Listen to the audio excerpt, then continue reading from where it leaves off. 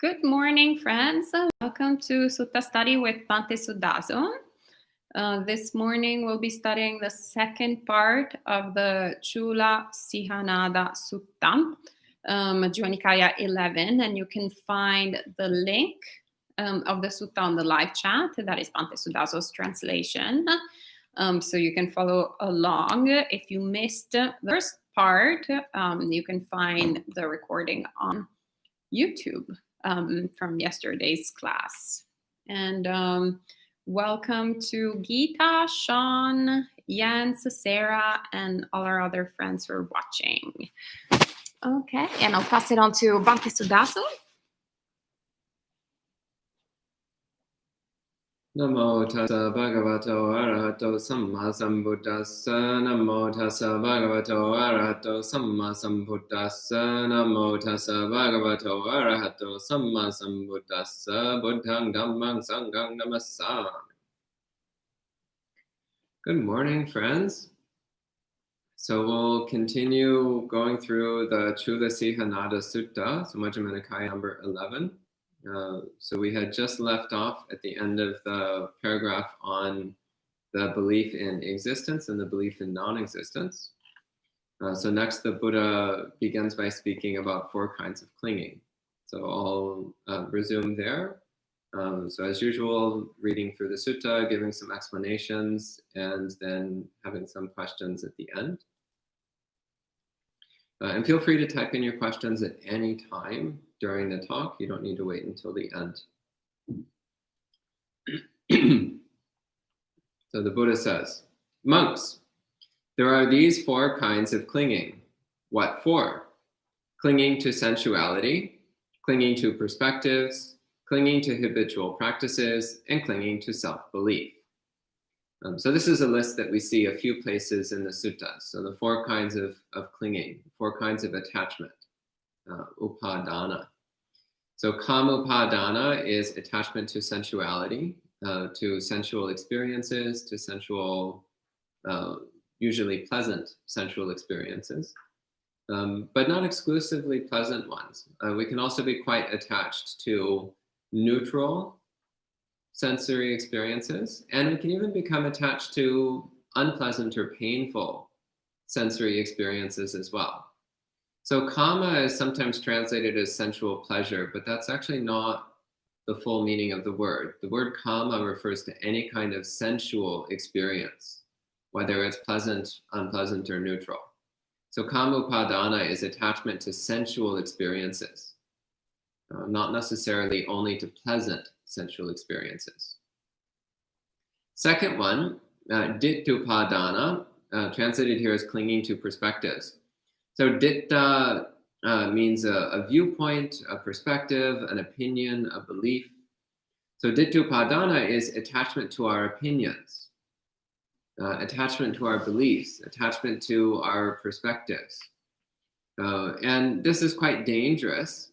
If we don't recognize that our opinions are just opinions, if we don't recognize that our beliefs are just beliefs, if we don't recognize that our perspectives are just perspectives, then we tend to take them as fact. So this is dittupadana, it's attachment to our opinions and beliefs and perspectives, taking them as though they were real, taking them as though they were more important than everybody else's. So this is another thing we really need to watch out for. Are we getting stuck on our opinions, stuck on things which we can't be completely sure are true?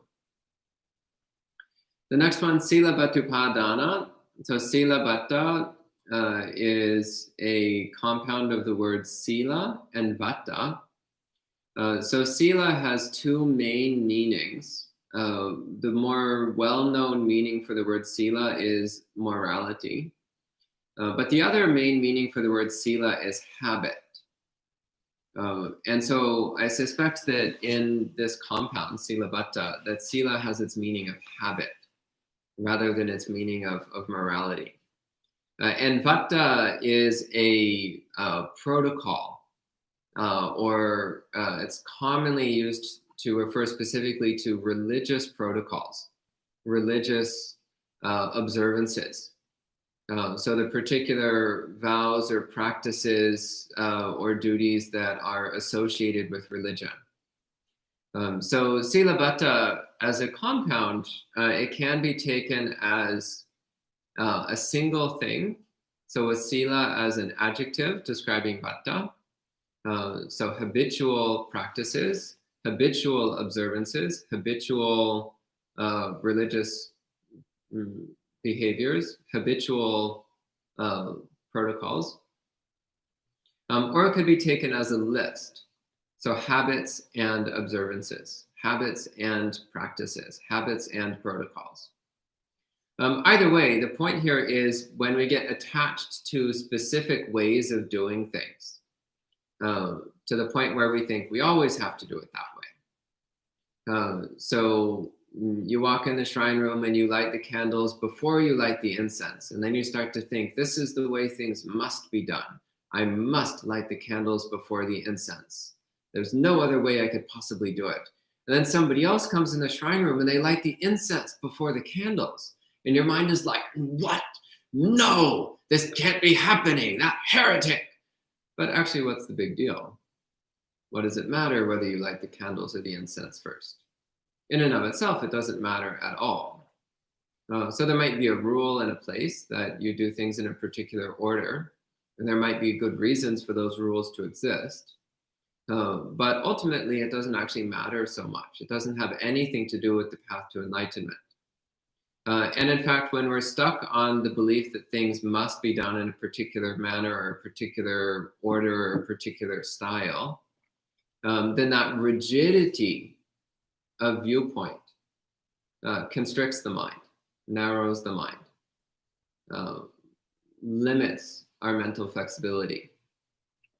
So it's always keeping that open mind of like, oh, maybe I like to do things in one way, but that's not the only way things can be done. There are lots of ways that things can be done. And Silabbata or Silabbata Paramasa is another way of phrasing this. The Buddha clearly states it's an obstacle to enlightenment. It's one of the 10 fetters. And a common way that this is spoken of is that the most extreme form of Silabbata Paramasa or Silabbata Padana, the most extreme form of this is believing that just engaging in certain rituals will lead you to enlightenment. So Silabbata Padana has a much broader meaning than just believing that rituals lead to enlightenment. But that's brought forward as an example of the most extreme and harmful form of Silabbata Padana. Because of course it's not rituals that lead to enlightenment, it's purification of the mind, purification of the heart. That's what leads to enlightenment.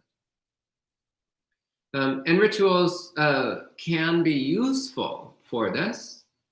So it's also important not to go to the opposite extreme of rejecting all rituals and religious protocols. But rather recognizing that rituals and religious protocols are meant to be an external reminder that help us to cultivate that internal mind training. So an example of this is bowing.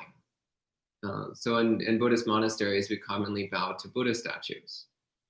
Well, it's not that the act of bowing to a statue brings you to enlightenment. That would be Silabbata Paramasa, Silabbata Padana. That would be a misunderstanding of a habitual religious practice. But rather it's that bowing to the Buddha statue creates a physical reminder for us to remember the Buddha, to recollect the Buddha, as Bhante Kumutta was talking about yesterday, and to cultivate reverence and respect and appreciation for the Buddha, to cultivate a sense of the good qualities of the Buddha that we're trying to develop within ourselves, to cultivate a karmic affinity with the Buddha. So those are all wholesome things. And bowing to the Buddha statue is one way that we can remind ourselves to develop those wholesome mental qualities. But it's not the act itself that leads to enlightenment. It's the mental training that the act reminds us to do that leads us to enlightenment. So it's important to be careful when handling this concept of attachment to habitual practices or attachment to religious observances, that we don't then fall into either extreme, either to the extreme of thinking that things must be done in one particular way and that's the only way that's good, or thinking all religious practices are silly and ridiculous and we should just meditate a lot. Both of these are misunderstandings of Silabbata. Both of these are misunderstandings of habitual observances, religious practices. And the fourth one that he gives here, the fourth kind of clinging, is attavarupadana. So atta is self or soul. Vada means a doctrine or a teaching or a belief system. And upadana is attachment. So it's attachment to belief in self-existence, attachment to belief in a soul, attachment to belief in a core essence of being, which is persistent, which is a very common belief in most religions, but is not a belief in Buddhism. So in Buddhism, there is no concept, there's no doctrine of a persistent eternal soul. There is no doctrine of a core essence of self-being to be found within any sentient being. Rather, there is the idea that what appears to be an individual is simply a bundle of constantly changing components. And that even the edges or perimeter of that bundle is undefinable, is indistinguishable. So ultimately, what we call the self is simply a conventional way of speaking, but it has no absolute reality. It has no absolute truth to it. But what we find is that those of us who are unenlightened have a deep, deep attachment to our sense of self, a deep, deep attachment to me and mine. This very strong attachment to who I am, what I think I am, what I think belongs to me. We're like, oh, that's my shoulder bag. That's my textbook. That's my robe. How dare you use my book? How dare you use my bag? It's mine. It belongs to me. So we have this very strong sense of me and mine. That's my opinion, my belief. This body is me. This body is mine. These emotions are me. These emotions are mine. We have this very strong sense of me and mine. And that sense of me and mine causes us incredible pain and suffering all the time. And yet we find it so difficult to let go of. We find it so difficult to relinquish. The single thing we love more than everything else in the entire world is the belief in our own existence. The single thing which we are most unwilling to let go of is the belief in our own existence. And the single thing which causes us more pain and suffering than anything else is the belief in our own existence. And this is what Buddhism is aimed at, is the complete destruction of the belief in self-existence, because that is the root of all suffering. So that's what we're trying to get past.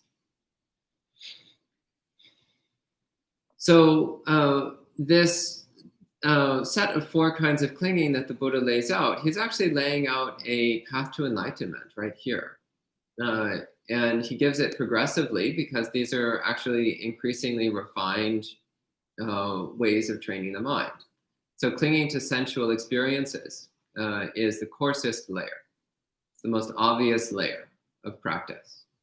You really, really love your cookies. So starting today, you're going to cut down from 15 cookies a day to only 14 cookies a day. And then maybe next week you'll cut down to 13 cookies a day. So gradually working on reducing your clinging to sensual experiences. Clinging to perspectives and opinions. So we start to see, oh, well, I have a really strong opinion. In my opinion, the moon is made out of cheese. But Ayasoma says that in her opinion, it's made out of rocks and dust. So of course I think her opinion is utterly ridiculous. But I'm willing to acknowledge that we have different opinions on the matter, and mine is not necessarily the most accurate or the most correct. So we start to relax our obsession with opinions as well. Attachment to habitual practices. So willing to be flexible about the way that we do things. And this becomes especially important when living in community, when living with other people and other practitioners. We need to have some flexibility about the protocols and procedures that we do, so that we can accommodate each other. So cultivating that flexibility around external practices. And all of this is about letting go of mine, letting go of that sense of me and mine, which starts to get us closer to what's the real core root of the problem, which is that essential belief in self-existence, which is right at the center of all of our dukkha, of all of our suffering and all of our delusion. So the Buddha then carries on. He says, monks, there are some contemplatives and priests who claim to have a doctrine of the complete understanding of all clinging. They do not correctly make known the complete understanding of all clinging. They make known the complete understanding of clinging to sensuality, but they do not make known the complete understanding of clinging to perspectives, clinging to habitual practices, and clinging to self-belief. For what reason? Because these honorable contemplatives and priests do not accurately understand these three things. Therefore, although those honorable contemplatives and priests claim to have a doctrine of the complete understanding of all clinging, they do not correctly make known the complete understanding of all clinging. They make known the complete understanding of clinging to sensuality, but they do not make known the complete understanding of clinging to perspectives, clinging to habitual practices, and clinging to self-belief.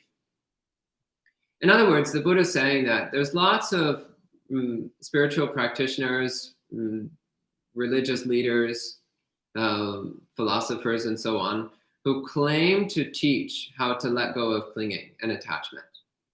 Because everybody knows attachment is bad, except for some psychologists who seem to think it's a good thing. But pretty much everybody knows that attachment is bad. So there's lots of people who will say that they teach how to let go of attachment. But the Buddha says there's a lot of people who say they're teaching how to let go of attachment, but actually they're only teaching how to let go of the most superficial, obvious layer of attachment, which is attachment to sensuality, attachment to sensory experiences. And they don't understand the more subtle layers of attachment. So clinging to opinions, habitual observances, and self-belief. These are the mental layer, the more subtle mental layers of attachment. So he actually acknowledges, he's like, it's good that they're teaching how to let go of attachment to sensuality, but that's just the beginning. They're missing the other three aspects of clinging.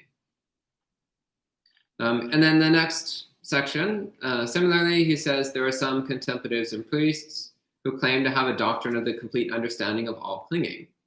They do not correctly make known the complete understanding of all clinging.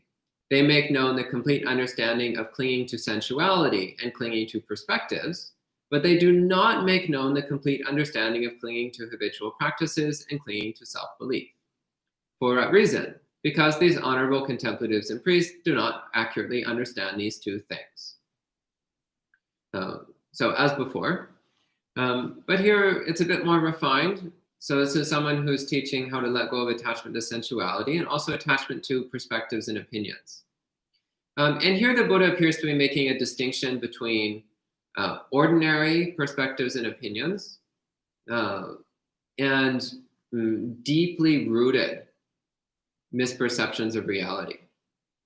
So elsewhere in the suttas, the Buddha often uses ditti, so this wrong view or distorted opinions, distorted perspectives, to also include the most subtle forms of wrong view, the most subtle forms of delusion, all the way down to the delusion of self-existence. But here the Buddha seems to be using ditti to refer only to the more, more superficial or coarse forms of opinion and belief. So again, silly things like the moon is made out of cheese, the pandemic is a scam. So more like obvious false beliefs. That's what the Buddha is pointing out here. Not the more subtle things, such as the belief in self-existence. Then the next category, he says, there are some contemplatives and priests who claim to have a doctrine of the complete understanding of all clinging. They do not correctly make known the complete understanding of all clinging. They make known the complete understanding of clinging to sensuality, clinging to perspectives, and clinging to habitual practices, but they do not make known the complete understanding of clinging to self-belief. For what reason? Because these honorable contemplatives and priests do not accurately understand this one thing. So once again, this is because the teaching of letting go of the belief in self-existence is found only in Buddhism. It's not found anywhere else in the religious and spiritual world. Only in Buddhism. This is the distinctive hallmark, the defining characteristic of Buddhism. There's some other religious and spiritual systems which come close, but they always fall short on this final point in Buddhism, which is the complete elimination of the belief in self-existence, the complete demolition of the concept that I am, I exist as a separate, individual, ongoing entity. This is what the Buddha targeted as being completely false. And not only completely false, but the source of all of our misery, anguish, and confusion. And no other spiritual teacher identified this. They all eventually get hung up on some form of self-belief, some concept of our true self, our true soul, our true nature. Well, the Buddha is like, your true nature is no nature. Your true self is no self. Your true being is no being.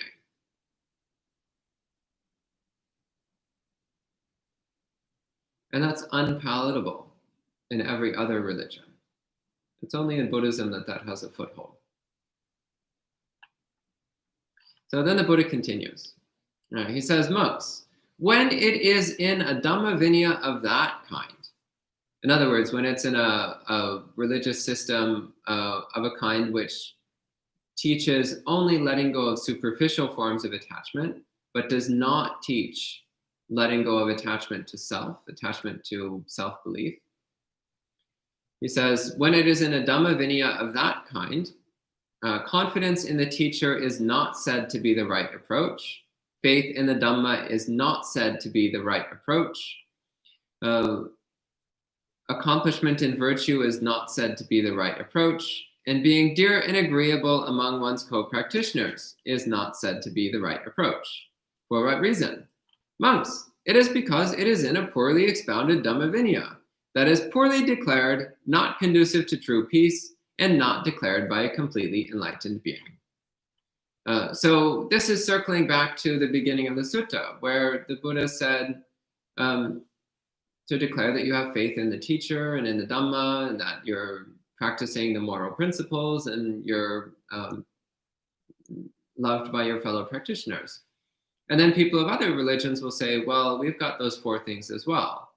And then, so here the Buddha is saying, well, when your teacher is not enlightened and is laying out a path which is not conducive to enlightenment and which is ultimately grounded upon the false belief in self-existence, then having faith in that kind of teacher is a really bad idea. And having faith in those teachings is a really bad idea. And following the moral principles taught by that teacher, probably also a bad idea. And being loved by people who also follow that delusional teacher and practice those misguided practices, not particularly admirable, really.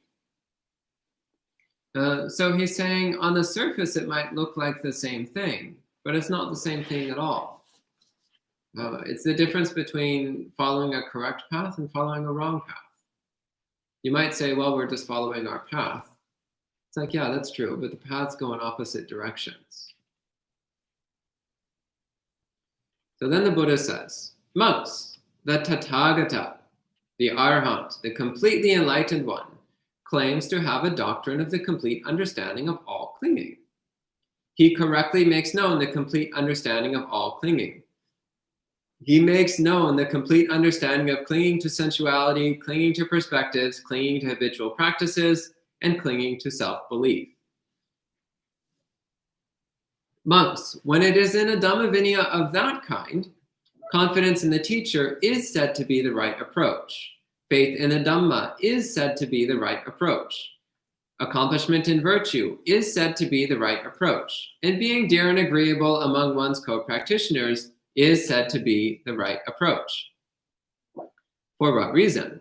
Monks, it is because it is in a well-expounded Dhamma Vinaya that is well declared, conducive to true peace, and declared by a completely enlightened being. In other words, he's saying because Buddhism teaches a complete understanding of how to let go of attachment, including attachment to self-existence, attachment to the sense of me and mine, then it is valid to have faith in this system. It is valid to declare one's confidence on the basis of this system. Because it's a system which clearly leads to the complete destruction of all craving and clinging. There's nothing left out. All inclusive.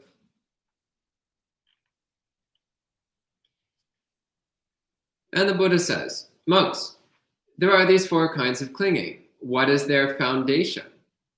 What is their origin, their birthplace, their source? These four kinds of clinging have craving as their foundation, craving as their origin, craving as their birthplace, craving as their source. In other words, where does this come from? Attachment to sensuality. From craving for sensuality, craving for pleasant experiences, craving for things that we like, craving to have certain kinds of experiences in the world, possibly even craving for unpleasant experiences, as I mentioned before.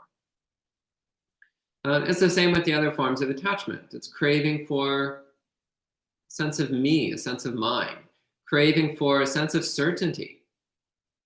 Why do people believe the craziest things? Because they want to have a sense of certainty. It's not necessarily about wanting to believe in what's true, but it's about wanting to have a solid, clear understanding of the world.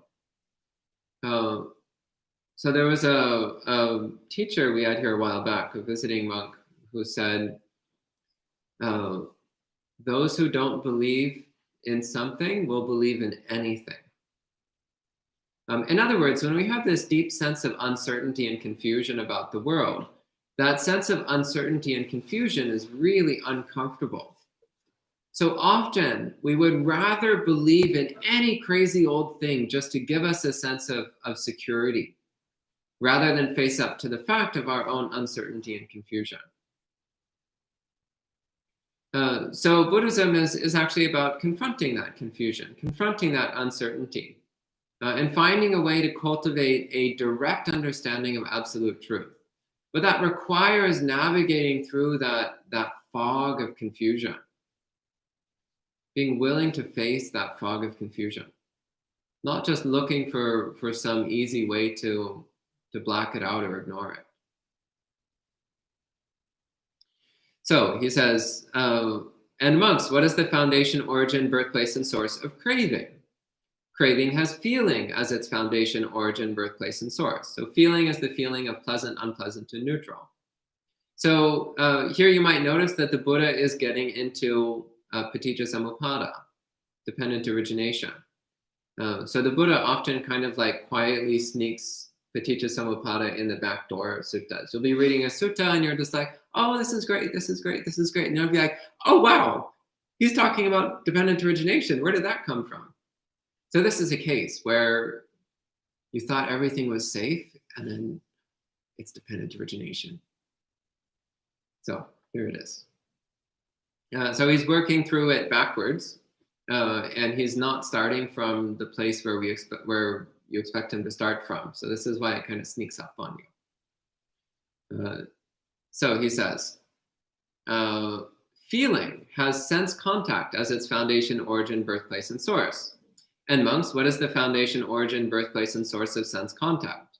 Sense contact has the sixfold extent as its foundation, origin, birthplace, and source. That's the six senses: eye, ear, nose, tongue, body, and mind. Sight, sound, smell, taste, touch, and thought. The six domains of awareness.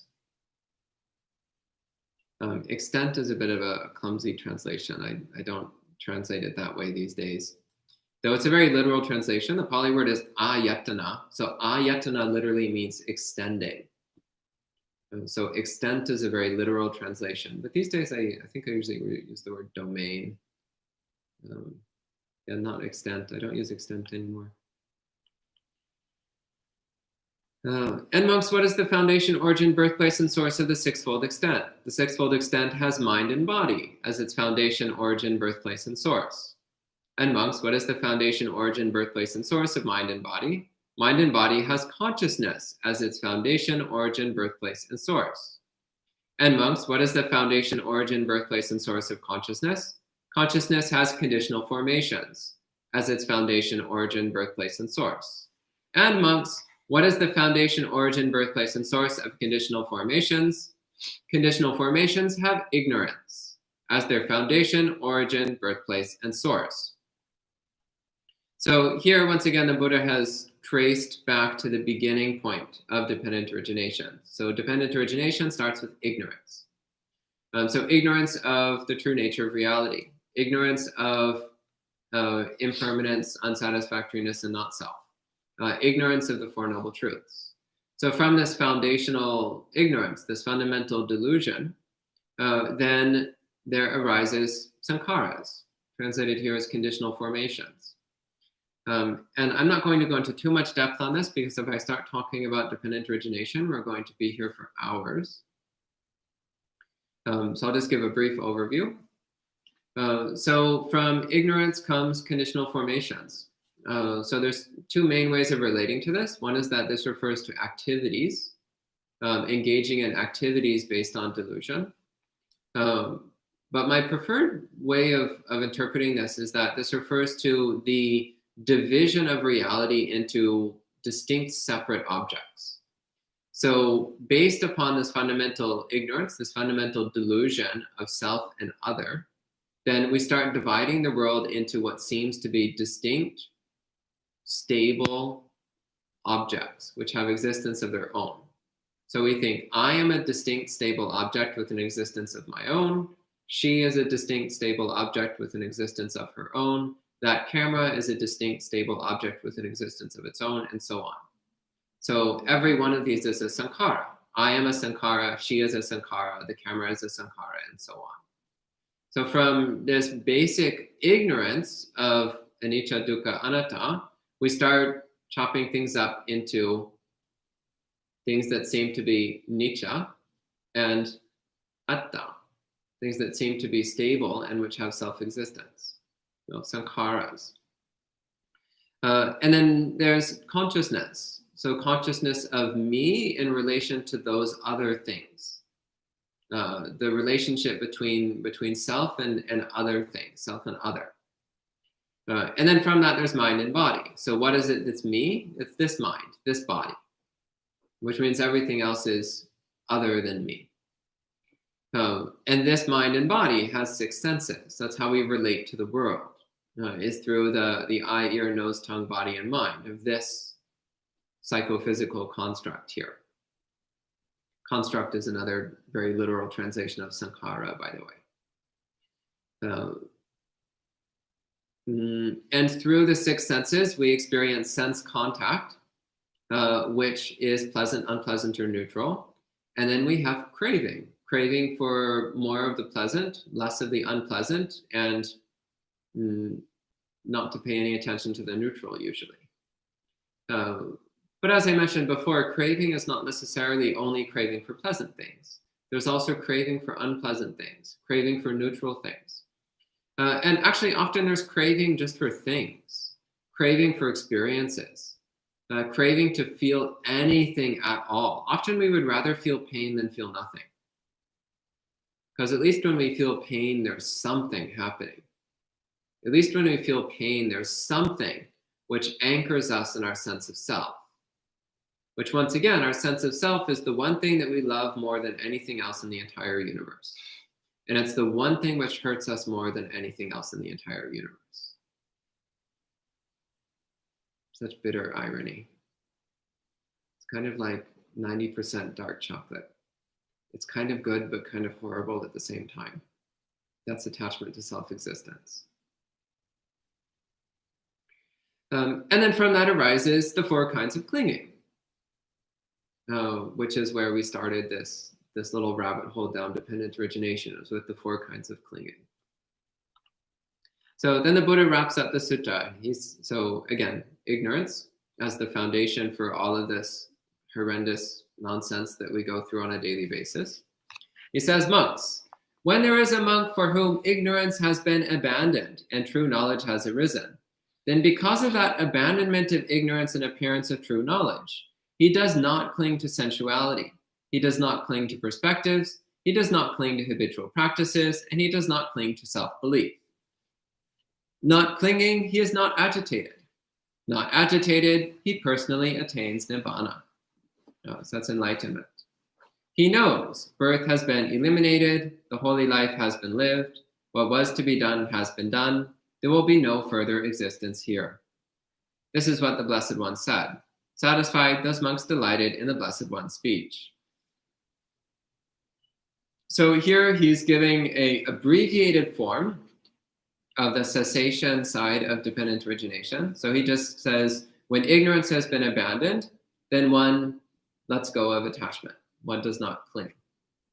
So he's concatenating the whole dependent origination down to just from the cessation of ignorance, there's the cessation of clinging, the cessation of attachment. And by letting go of clinging to sensuality, perspectives, habitual practices, and self-belief, then one is free of all agitation. So the Pali word here for agitation is paritasana, which is not agitation in the ordinary sense of you drank too much coffee or you're going in for a job interview. It's not that kind of agitation, but rather it's that agitation of a threat to our sense of self. It's that deep agitation of not being who we think we should be, not getting what we think should be mine. It's that deep agitation of who am I? What am I? Where am I? What am I becoming? So when one lets go of the attachment to self-belief, then all of that agitation around self disappears. So the mind becomes infinitely peaceful, infinitely still, infinitely calm, but also perfectly lucidly aware of reality exactly as it is. So this is why the Buddha says, when one is not agitated, one personally attains enlightenment. One personally attains nibbana.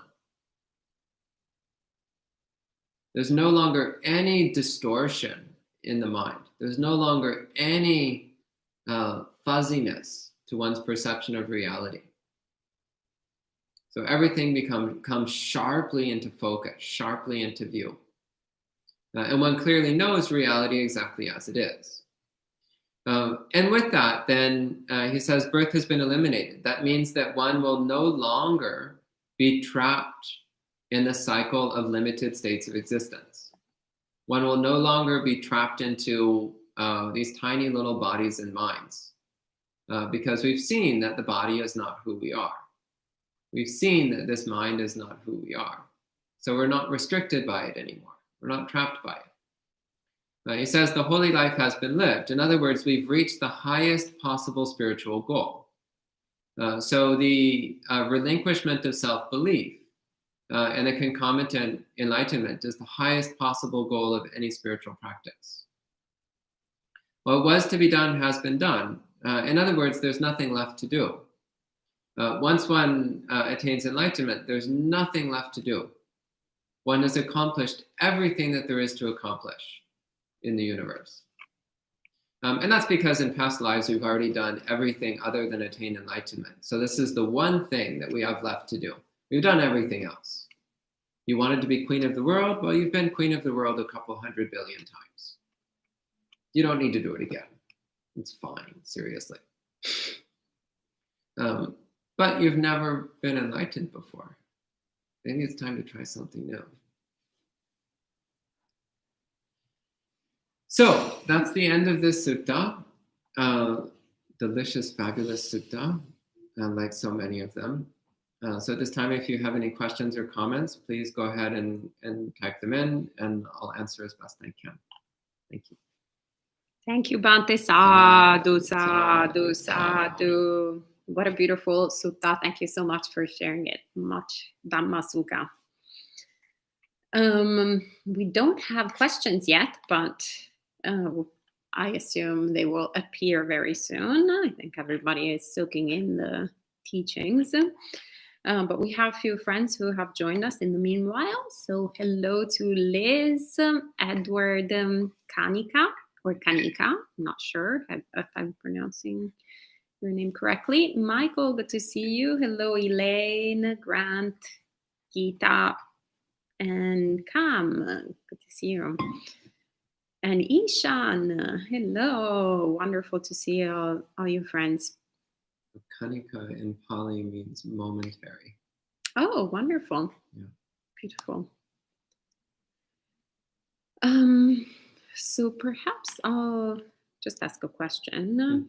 So in terms of the 4 types of clinging, fundamentally, so just by not clinging to self, one automatically doesn't cling to sensuality, perspectives, and habitual practices, correct? Correct. Yeah. Yeah, so the first 3, clinging to sensuality, perspectives, and practices, those are like the branches, and clinging to self-belief is the root. So all you have to do is just pull up the root, and all the branches will die. But in order to get at the root, it's often helpful to trim off the branches first, so you can more clearly see where the root is. I see. Yeah. All right, thank you. So Sarah says, great sutta, thank you. Everybody's quite happy about it.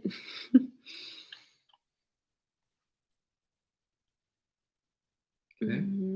Maybe it's self-explanatory. You did a really great job in going through each stage. But actually, Jens has a thought. Bhante, at times it seems my mind does crave stimulation or any type of input. At times it seems almost uncomfortable with stillness.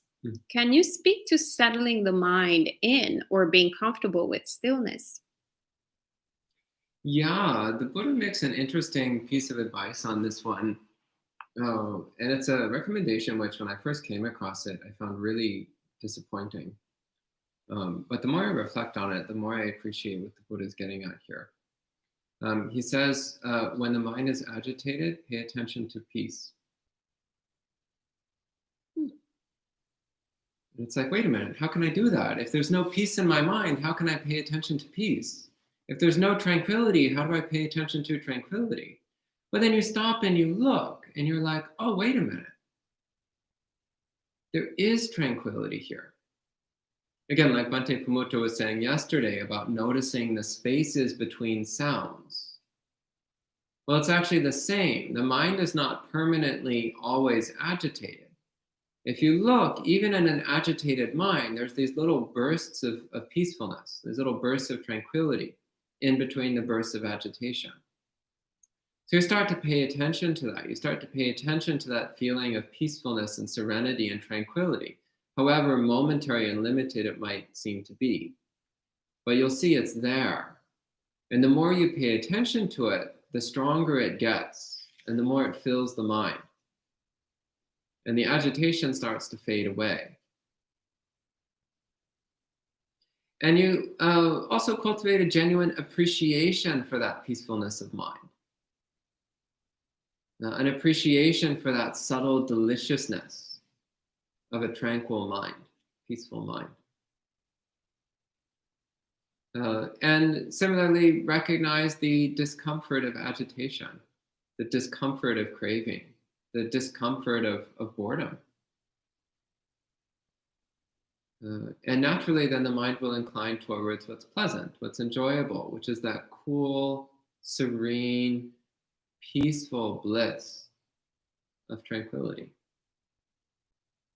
Okay.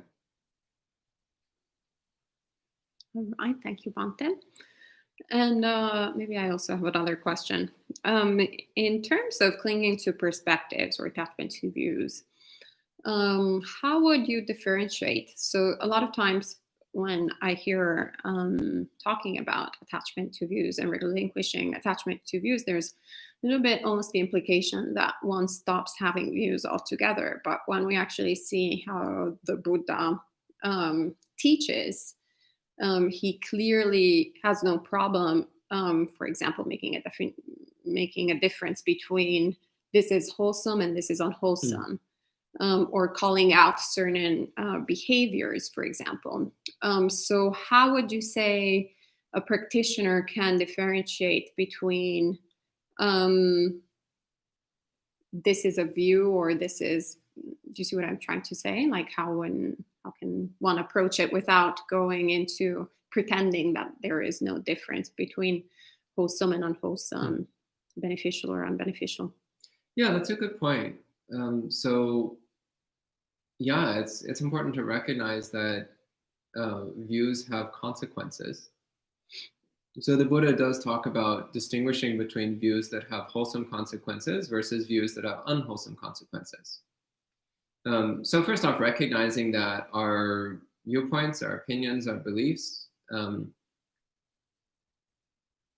until we attain full enlightenment, there will always be a certain amount of doubt.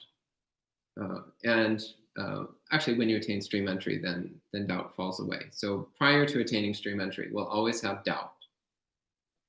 So our beliefs, opinions, and viewpoints will always be just that.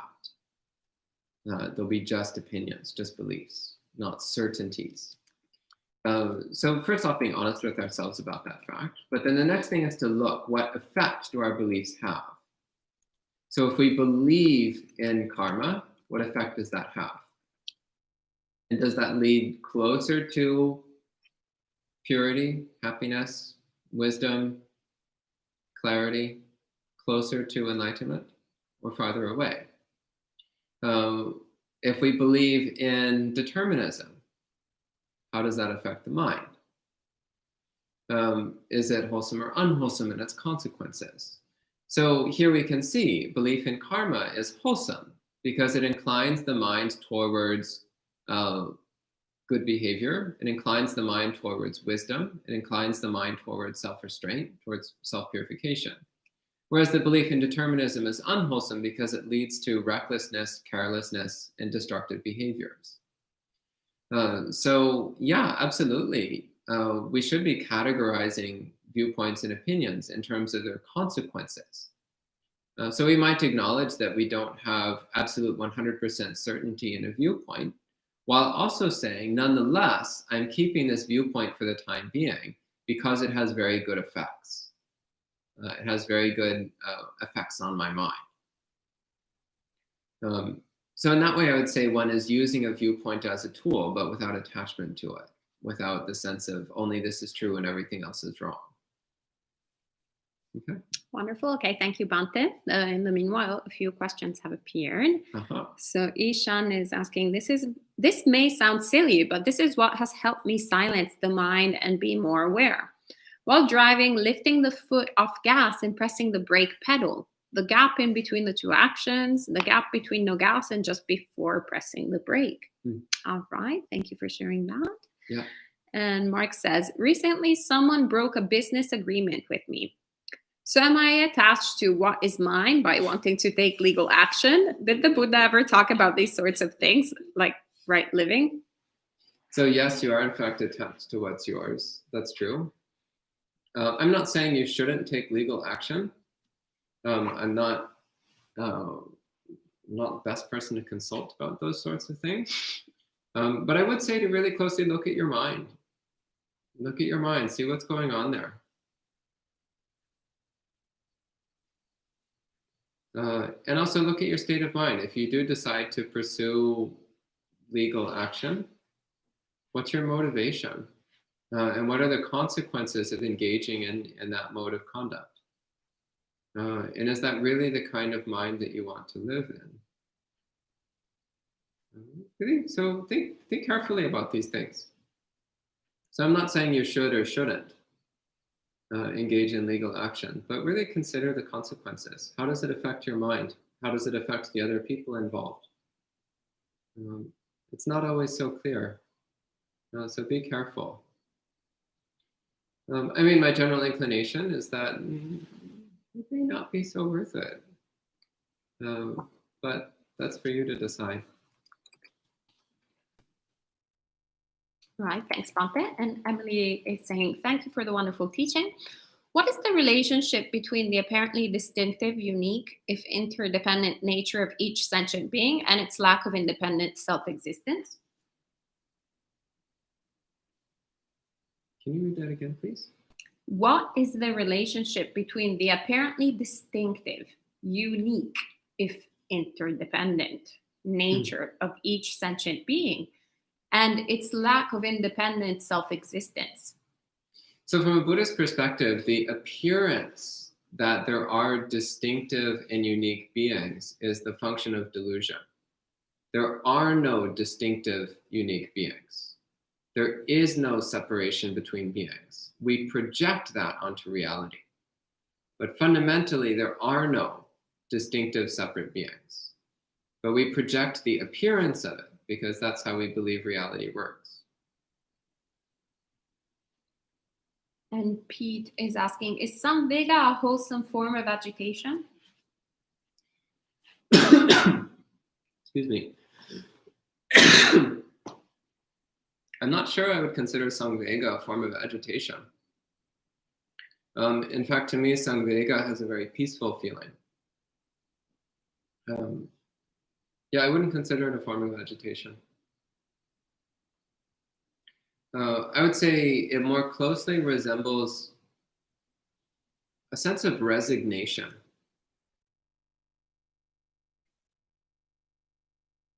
Bordering on sadness, but not sadness, because sadness is, in fact, an afflictive mind state, whereas Samvega is not an afflictive mind state. But I would say Samvega has more feeling of resignation rather than agitation. All right, and I think that's all for this morning. That was the last question. Thank you so much, Bante. And thank you all for tuning in and putting so much time and effort in practicing the teachings of the Buddha and learning the teachings of the Buddha. Tomorrow, Bante will be teaching another sutta, which is the Thorn, the Sala Sutta, Samyutta Nikaya 36.6. And then next week, we have Ayasoma and Bante Pumuto giving the sutta talks. As well as Bante Sudaso. So No, just them. One each. Anyway, lots of different teachings coming up soon. And this evening, we will be discussing compassionate boundaries, I see on the schedule, and apparently it is featuring me. I see clearly there's a picture of my face to avoid any sort of doubt. That could be another monk. I see what is happening. And Kaylan is asking, what time is monk chat tomorrow? Tomorrow will be at 7:30 p.m. New York City time. So we will be going straight into questions. So you can bring any questions you like.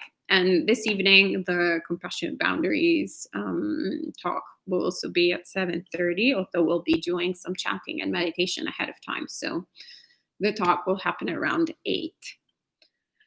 Okay, and we can end the morning with the 3 sadhus. Sadhu, sadhu, sadhu. And have a great